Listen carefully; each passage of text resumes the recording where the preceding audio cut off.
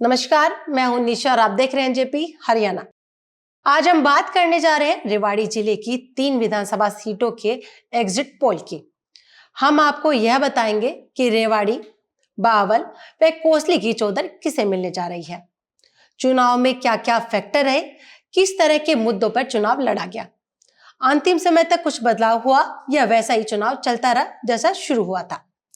अगर बदलाव हुआ तो उसके क्या कारण रहे, हम इन सभी सवालों पर बात करेंगे। चर्चा के लिए हमारे साथ मौजूद है एनजेपी के प्रधान संपादक महेश कुमार वैद। सर, सबसे पहले आपका स्वागत है। सर, सबसे पहले रेवाड़ी जिले की 3 सीटों के बारे में आपसे जानना चाहेंगे। रेवाड़ी, बावल और कोसली, यहाँ क्या समीकरण रहने वाला है?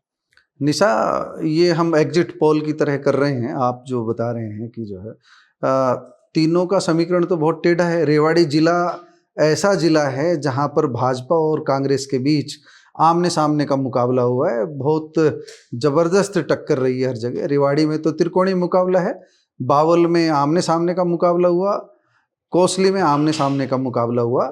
अगर हम विहंगम दृष्टि से बात करें तो यहाँ 3-0 का भी मैच रह सकता है, 2-1 का भी रह सकता है। ये 2-1 किसी भी पार्टी के पक्ष में जा सकता है।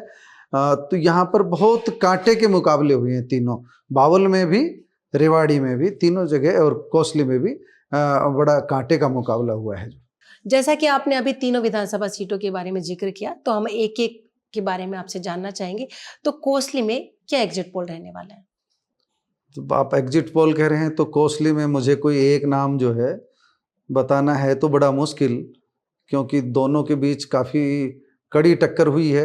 लेकिन जैसा फीडबैक आ रहा है निकल करके, कोसली में मुझे लग रहा है कि भारतीय जनता पार्टी का उम्मीदवार वहाँ चुनाव जीत सकता है। असली रिजल्ट तो 8 तारीख को पता लगेंगे, लेकिन एग्जिट पोल के नाते एनजेपी के मंच पर अगर आप बता रहे हैं तो मुझे लगता है कोसली सीट भारतीय जनता पार्टी को जाती हुई दिखाई पड़ रही है। सर, शुरुआत में तो जगदीश यादव को बहुत ताकतवर बताया जा रहा था, अब इसके पीछे क्या बदलाव रहे? ताकतवर तो आज भी है, लेकिन समीकरण कई वजह रही जो है। जगदीश यादव का चुनाव भूपेंद्र सिंह हुड्डा और दीपेंद्र सिंह हुड्डा दोनों संभाल रहे थे। तो जो अहीरवाल बेल्ट में है, उस पूरी बेल्ट में अहीर बनाम जाट एक इस तरह का नारा जो है चलता रहा। एक अंडर करंट जो है इस तरह का, भाजपा के जो सीनियर लीडर हैं, राव इंद्रजीत हैं, वो खुलेआम मंचों से ये बात होती रही कि अगर यहाँ से जो कांग्रेस के उम्मीदवार जीतेंगे तो उसका फायदा भूपेंद्र सिंह हुड्डा को होगा, उससे रोहतक मजबूत होगा। और अगर यहाँ पर कांग्रेस की बजाय भारतीय जनता पार्टी के उम्मीदवार जीतेंगे और राव इंद्रजीत के खड़े हुए उम्मीदवार जीतेंगे तो अहीरवाल की ताकत बढ़ेगी, यानी राव इंद्रजीत की ताकत बढ़ेगी। इस मुकाबले को राव इंद्रजीत बनाम भूपेंद्र सिंह हुड्डा बनाया गया शुरू से ही। तो उस मामले में जो अहीर बेल्ट के गांव हैं उनमें ज़्यादातर में जो हमको देखने को मिला, तो जो अहीर बेल्ट के गांव हैं उनमें ज़्यादातर हमको अनिल यादव डहीना वो आगे दिखाई पड़ रहे हैं, और जो जाट बहुल गांव हैं उनमें ज़्यादातर में जो जगदीश यादव आगे दिखाई दे रहे हैं। तो यहाँ जाट नॉन जाट का भी चुनाव हुआ, यहाँ 35-1 की भी बातें हुई, यहाँ पर जो है अहीरवाल बनाम रोहतक की भी बातें हुई। इन सारे समीकरणों में जगदीश यादव जो है वो थोड़े से कमज़ोर मुझे दिखाई पड़ रहे हैं। हालांकि परिणाम से पहले हम एकदम ये नहीं कह सकते वो आउट ऑफ रेस हैं, वो रेस में बने हुए हैं। और जगदीश यादव की ताकत की जो मैं बात कर रहा हूँ, वो ताकत ये है कि अहीरों के गांव में दीपेंद्र हुड्डा को भले ही कम वोट मिले, लेकिन जगदीश यादव की अपनी पैठ है अहीरों के गांव में। तो एससी वोट भी उनको मिला है, अहीरों के वोटों में भी अपनी हिस्सेदारी मिली है, और साथ साथ जाटों के गांव में एक तरफा उनके पक्ष में वोट पड़ा है। तो काफ़ी मजबूत स्थिति में जगदीश यादव भी है। बहुत, अगर हार भी होगी तो बहुत बुरी नहीं होगी, जीत होगी तो बहुत मामूली अंतर की होगी, बहुत ही मामूली अंतर की, ये हम कह सकते हैं। लेकिन मैं आपने एग्जिट पोल कहा है तो एग्जिट पोल में मैं कह सकता हूँ कोसली सीट भारतीय जनता पार्टी को जा रही है। अब रेवाड़ी विधानसभा सीट की बात करते हैं। यह दक्षिण हरियाणा की हॉट सीट मानी जाती है। यहाँ पर लालू प्रसाद यादव के दामाद और कैप्टन अजय सिंह यादव की बेटे चिरंजीव राव का मुकाबला भाजपा के उम्मीदवार लक्ष्मण सिंह यादव से है। तो ऊंट किस करवट बैठेगा, क्या लगता है आपको कि क्या रहने वाला है? निशा, रेवाड़ी में तो मुकाबला त्रिकोणीय हुआ है। यहाँ पर आम आदमी पार्टी के सतीश यादव भी मैदान में काफ़ी मजबूती से चुनाव लड़ा है, लेकिन मुझे लगता है मुख्य मुकाबला यहाँ पर कांग्रेस के चिरंजीव राव और भारतीय जनता पार्टी के लक्ष्मण यादव के बीच रहा है।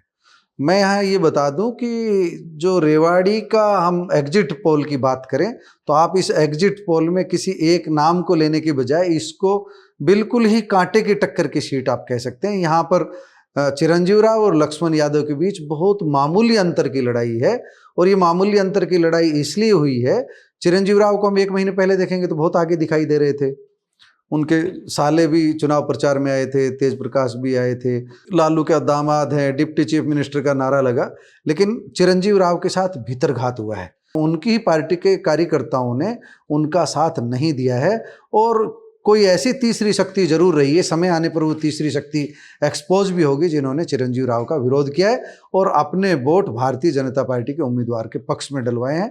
ये मैं आपको बता रहा हूँ क्योंकि ऐसे कई नेता हैं कांग्रेस में जो नहीं चाहते थे, उनमें किसी भी दिशा में वो हो सकते हैं, उत्तर पश्चिम पूर्व दक्षिण, जो चिरंजीव राव को सदन में नहीं पहुंचने देना चाहते थे।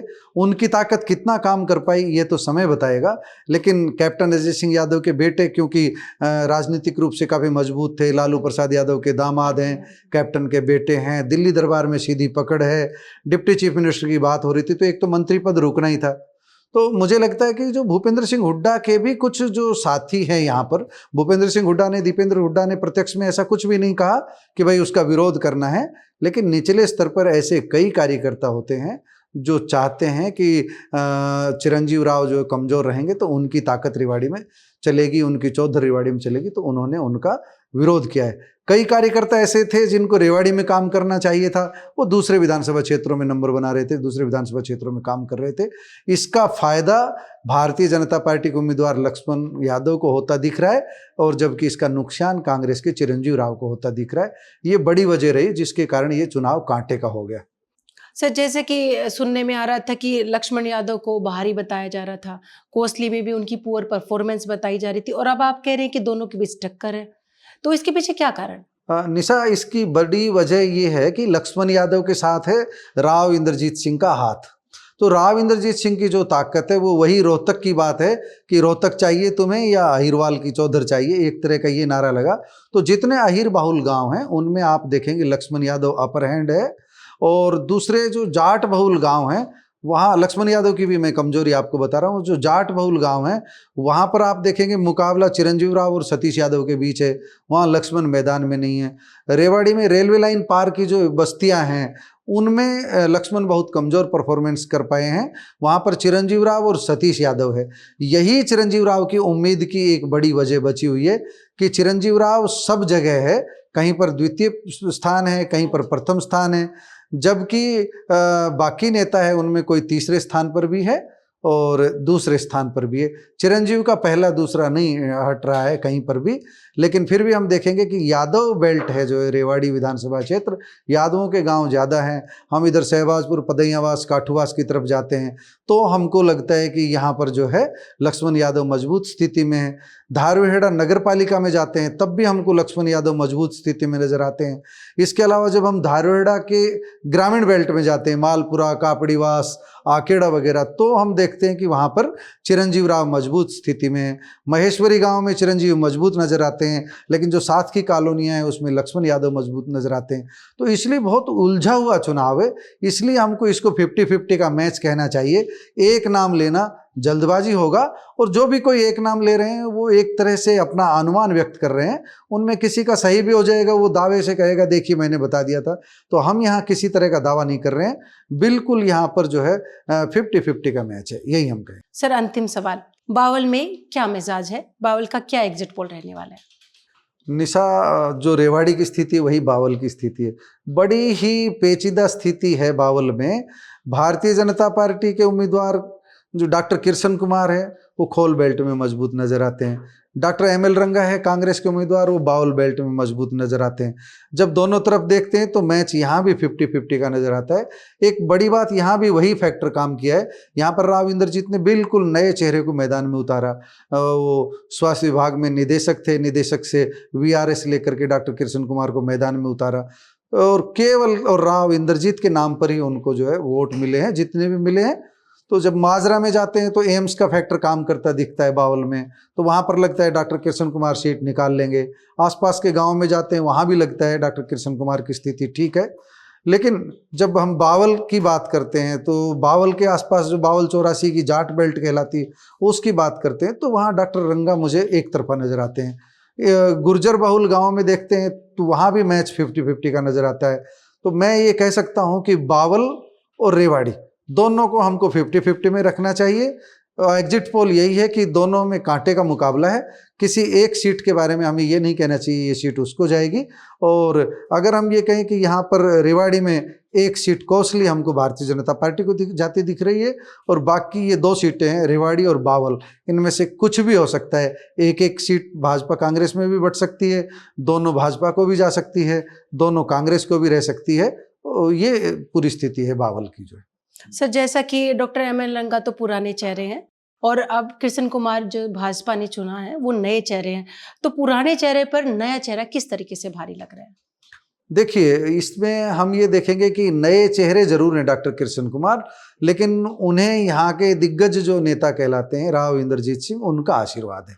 भारतीय जनता पार्टी जैसी कैडर बेस्ड पार्टी है, उस पार्टी का साथ उनको मिला हुआ है। इसलिए कृष्ण कुमार तो नाम के हैं, असली चुनाव तो भारतीय जनता पार्टी और उसके नेता राव इंद्रजीत सिंह लड़ रहे हैं चुनाव मैदान में।